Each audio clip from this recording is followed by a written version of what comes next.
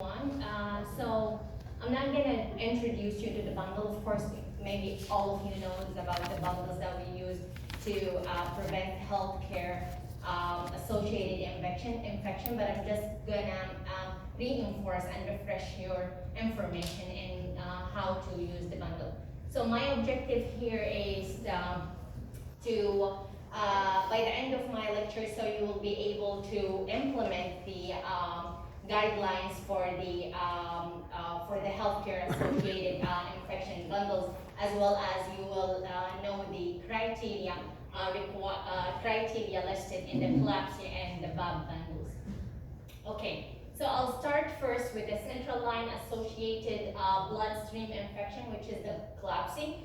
So our target always is to decrease and minimize the rate of CLAPSI, right? So we want to have no CLAPSI on the unit. Okay, so to start with, we have to know what is central line. Central line is it's like a catheter that's inserted by the physician or a doctor into a large vein. So usually they insert it into the jugular vein or into the subclavian vein or into the femoral vein, right? So these are one of the large veins that is near to the heart or just close to the heart. So we access this large vein through the neck, chest, or groin, and then we usually use it to provide patients with medications, fluid, or maybe blood transfusion, total parenteral nutrition, which is the TPN, as well as we sometimes withdraw blood for medical tests. However, we have also peripheral line. So peripheral line and central line both are inserted into the vein, right? However, central line we have to pay, or it's more. It doesn't. I don't want to say that it's more important, but we have to really take care of the central line because it may lead to a crucial or serious condition. So if, let's say, you can't contaminate the site of the central line, that may lead to prolong the stay of the patient in the hospital, right? And that will add more cost into the health system, as well as it will increase the mortality and morbidity rate, right? So what is CLAPSI? CLAPSI basically is just an infection caused by the germs that enter the bloodstream through the central line. So it could be, the infection could happen because you may touch the patient without washing your hand, and you contaminate the site of the central line. So you will have, as evidence here, by redness and pus around the central line site. Or maybe while you are providing the patients with a medication, you didn't follow the aseptic technique while you are withdrawing the medication, and then when you inject the medication into the central line, then that led to an infection enter into the bloodstream of the patient. Okay, so CLAPSI is one of the infections that is preventable. So by using a proper, practice in providing the patient's care, then we will be able to prevent the occurrence of CLAPSI.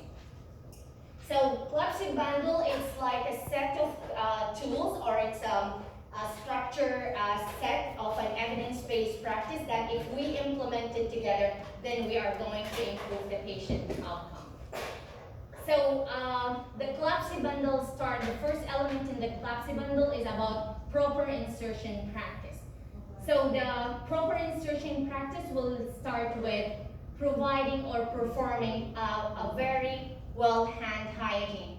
So when I say hand hygiene, so always take a time to do your hand hygiene. Spend like 20 seconds in doing your hand hygiene. Follow the 7 steps of hand hygiene as recommended by the CDC, as well as remember the 5 moments of doing the hand hygiene. So these are the things that you have to ensure or to be adhered to it.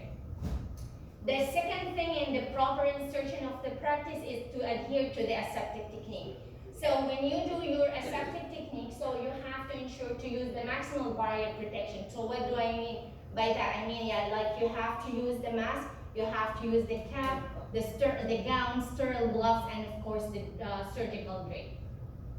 Also, you have to ensure that to prepare the site for the insertion well by using the Of course, for adult, pediatric, and neonates, we use the 2% chlorhexidine with alcohol, and then we can use the povidone iodine also for neonates, and then always you have to clean it from in a circular motion from inside to outside, and then of course you're not gonna return back into the center, okay?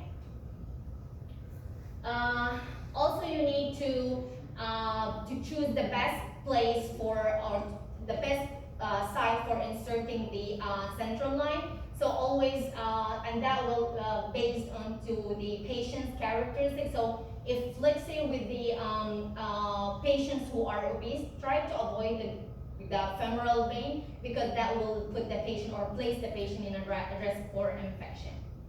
Also, you have to properly cover your central line. So use the transparent dressing, and then follow the policy in changing the dressing of the site.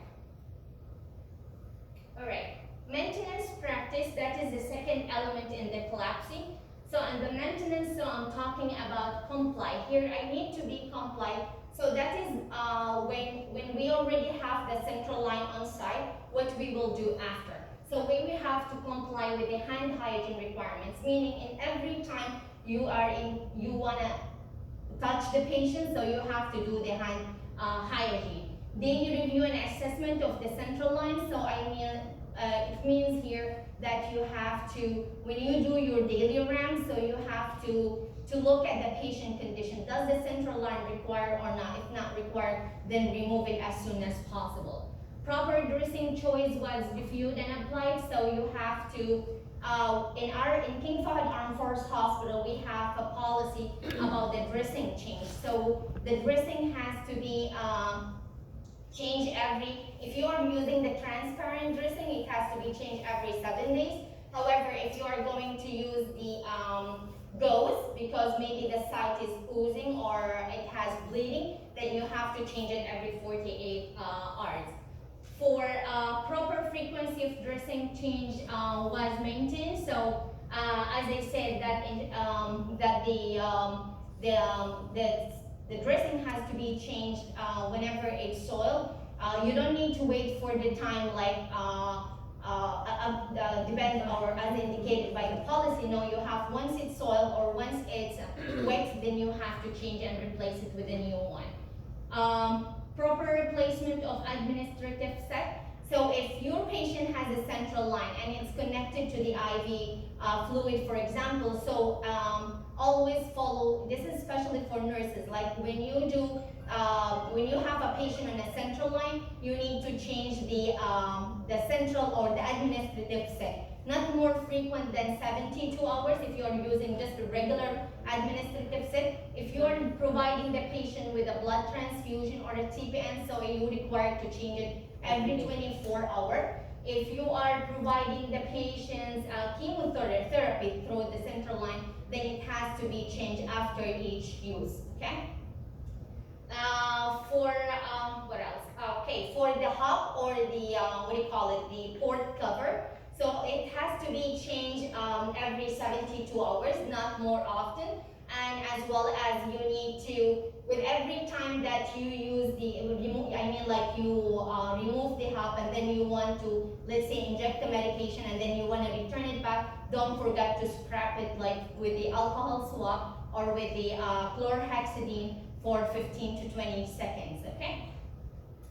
Also for the, here, perform aseptic technique was performed, of course.